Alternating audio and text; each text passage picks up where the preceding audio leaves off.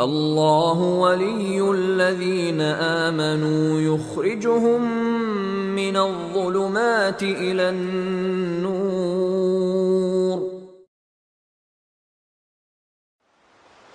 الله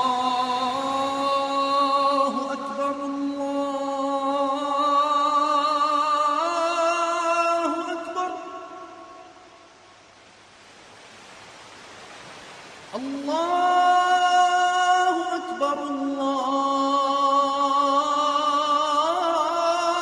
أكبر.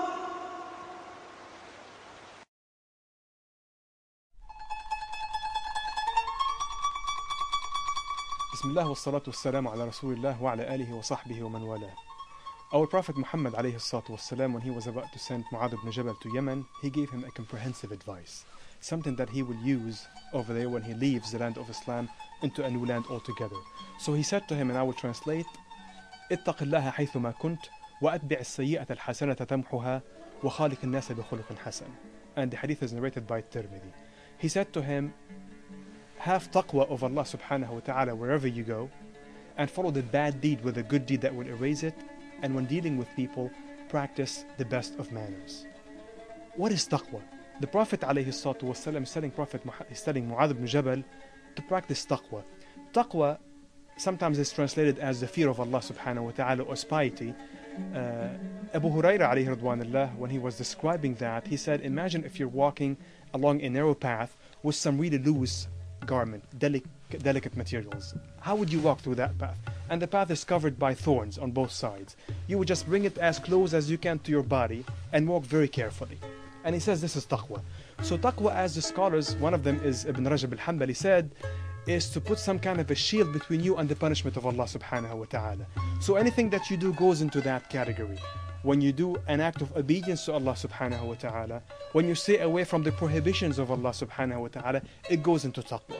And taqwa is something that is great to attain. It's something that we need to attain in order to get to Al-Jannah. That's why Allah subhanahu wa ta'ala, when He was describing Al-Jannah, He said, أُعِدَّتْ لِلْمُتَّقِينَ. It was prepared for those that have taqwa. And He said that it will be given, نُورِثُهَا عِبَادُنَا مَنْ كَانَ تَقِيًّا. We will give it to those that have taqwa. And with Ramadan coming, we ask Allah subhanahu wa ta'ala to accept from all of us.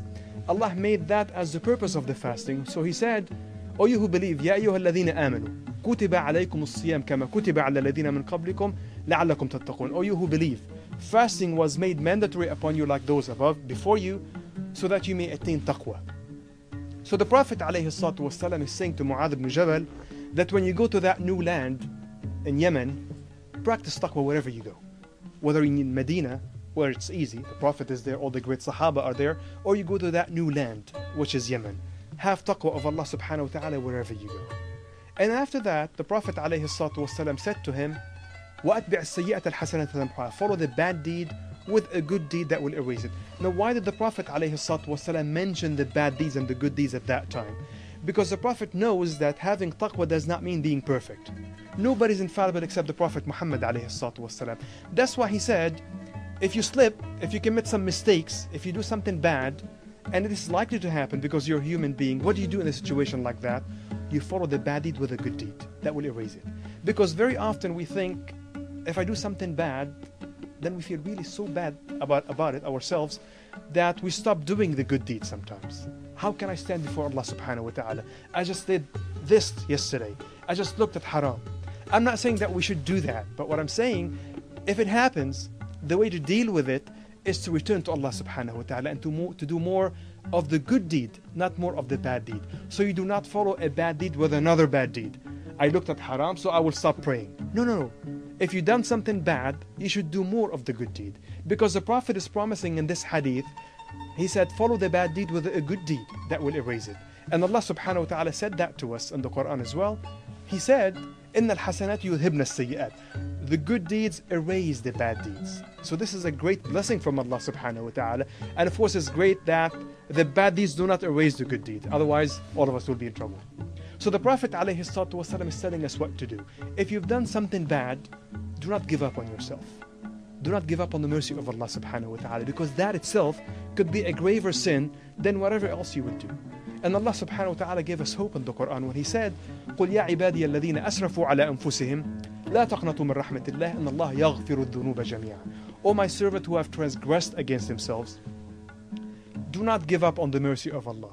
Allah subhanahu wa ta'ala can forgive all of the sins. That's what He promised us. So when you make tasbih of Allah subhanahu wa ta'ala, when you make any form of glorification to Allah, remember that. When you say Allahu Akbar, remember that Allah subhanahu wa ta'ala is greater. Allah is greater than my sins, He can forgive them. Allah is greater than my weaknesses, He can strengthen them. Allah subhanahu wa ta'ala is greater than my sicknesses, He can cure them. And then after that, the Prophet ﷺ said, وَخَالِقِ النَّاسَ بِخُلُقٍ حَسَنٍ. Then when you're dealing with people, all the people, Muslims or non-Muslims, express the best of manners. Why did the Prophet mention that? As if to indicate to us that this is part of taqwa. That taqwa, this taqwa that we all look to achieve, does not only include the worships, the strict act of worships, the rituals, like the fasting, the prayer, the Quran, but it goes beyond that into including also the way that we deal with the other people. That's why he said that when you're dealing with others, deal with them in the best of manners.